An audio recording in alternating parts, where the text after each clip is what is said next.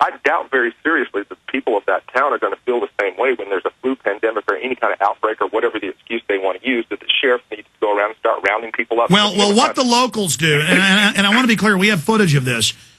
We're walking down Main Street. Every other car stops. People are running up. They're fans of the show.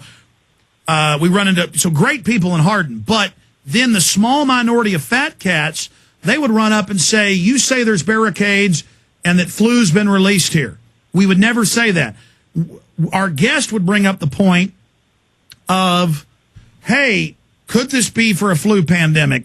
Why are they policing the town? Why's the guy? And then they would spin it like they said mustard was mustard gas. We didn't even bring up the mustard comment. She did. And we said, yeah, it said that, for alien detainees. It's what they call, enemy combatants. They admitted this. And they spun it that I said aliens were in cryogenic tubes. So the locals tried to put up a smoke screen, the local boss hogs that wanted this, that we were talking about aliens and mustard gas and that the town was a giant FEMA camp.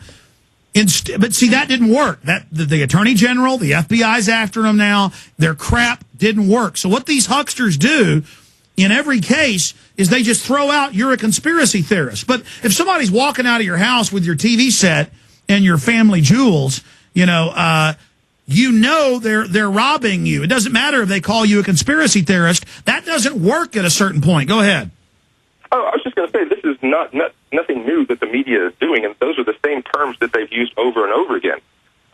Several years ago when we put out 911 in plain sight, Beck called us up to go on his program, and we had Dave go on with a photograph that he was supposed to be able to show on air.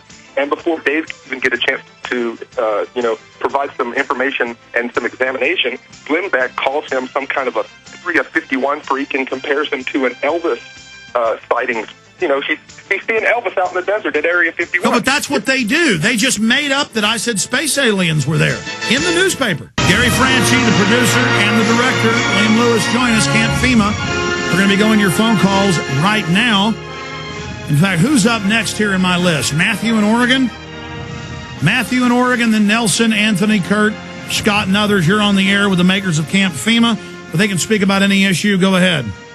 Yes, my name is Matthew McDaniel, and I'm a human rights activist for the Aka people in Thailand.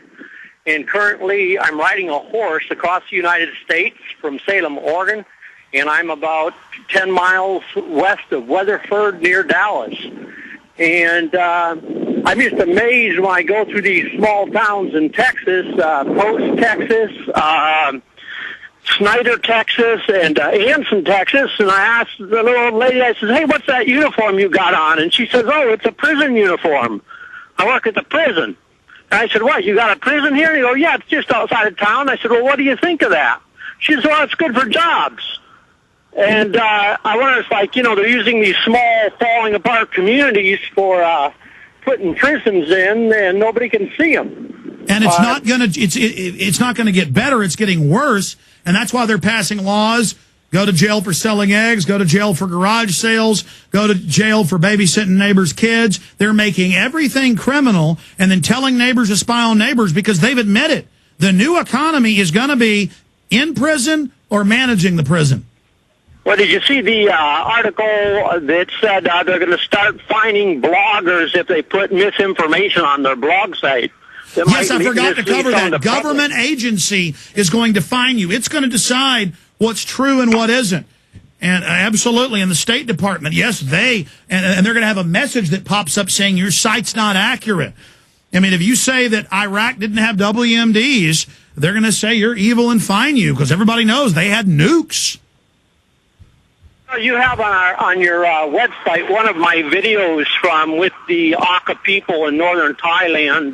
Hold on. When you mention those people, yeah, they come and force them tetanus shot after tetanus shot till they have the miscarriage. So you're the guy that shot those videos.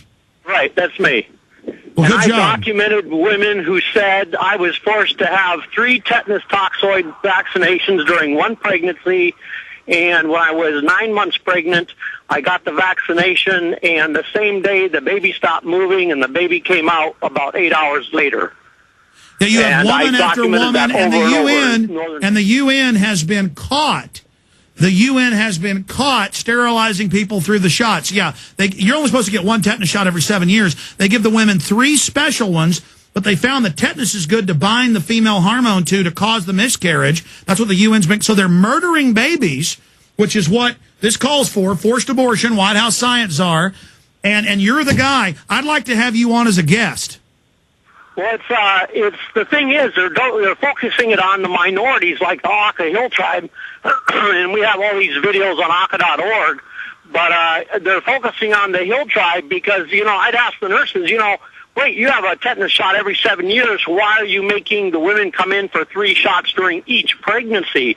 And they're telling the women if you don't, then there's no ID card for your baby. That's right. No welfare, no money. Yeah, they use the welfare to get to kill them. Yeah.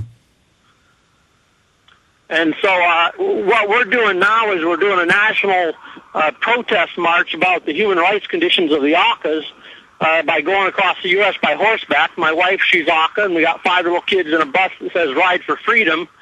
And, the other thing we got a big problem with is all these American missionaries going to northern Thailand and taking away Auca kids and telling their churches that they're orphans, if you want to see a big fraud in action.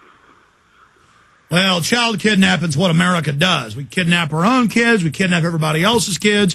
Hell, they're lucky they just don't go to Iraq and just murder everybody. I mean, that's what we do. We poison our own people. We murder everybody, and we make TV ads celebrating ourselves, saying how good we are. Sir, I'm going to put you on hold. Give me your name and info. I recognize your voice from the videos. Great job you're doing. We should have you on sometime from a landline about what's going on there. We're going to come back with Gary Franchi and William Lewis of Camp Fema, continue talking about their film, Camp Fema, American Lockdown, available at Infowars.com. Stay with us. We are back live, ladies and gentlemen, and we're continuing taking your phone calls with Gary Franchi and, of course, the director of the film, William Lewis, Camp Fema. Guys, shifting gears, they have all these different excuses to set up a police state. Shadowy men want to kill you overseas. We got to set up Homeland Security. Then we get the documents. Homeland Security set up for the American people. Brigade Homeland. You cover all that in Camp Fema. Now they're saying, oh, yes, we want to forcibly inoculate you. They're admitting the first 10 million people are going to get a nasal spray of a live virus that spreads it. That's mainstream news. I mean, this is getting crazier and crazier and crazier by the minute. Alex, I just got an email here from one of your listeners, and he says that he was one of the early birds who pre-ordered Camp Fema, considering that this kind of subject matter can be difficult to present in a way that can be digested by ordinary people. He thought that it would be another movie that could only show to a small percentage of his friends. But he says, after watching Camp Fema, he says, I'd like to give you both the very highest acknowledgement for making a truly great film. Your presentation is methodical, easy to follow. The historical perspective is well-researched and extremely valuable in understanding how government has come to where it currently is. The facts are solid and irrefutable. I feel you have made a brilliant film. Talking with normal Americans about FEMA camps is a difficult thing. However, you've presented it in a way here that people will understand. Thank you so much. I hope to be going and getting more copies soon to show to friends. Well, that's what I made the Obama deception to do, is to shatter the left-right paradigm, to show people how both parties are controlled. And you do this in a matter of fact, like mainline television. Here's the history of FEMA. Here's Congress. Here's what they're doing. They admit the camps because they admit it out of one side of their mouth, but in a good light, and then deny it when we say we don't want camps. And so you really expose that. Continue. Well, I was going to say it's not an easy topic to cover. William, go ahead. Oh, I just wanted to point out that, we break the film down into FEMA's 3 basic prime directives. Their directive number 1 is national emergency recovery, like tornadoes, floods, earthquakes. We go in and take a look at how they've done at those jobs in the past and give them a grade. And then we go in and look at their other directive, which is continuity of government, protecting the country from terrorism and nuclear attacks and things of that nature that they've been doing for 30-some-odd years now. How have they done on that? And then finally, Directive 3, which is a good portion of the documentary, which this one is combating perceived threats to the existing social and political order. And, we didn't just make that up. We didn't just pull that out of a hat.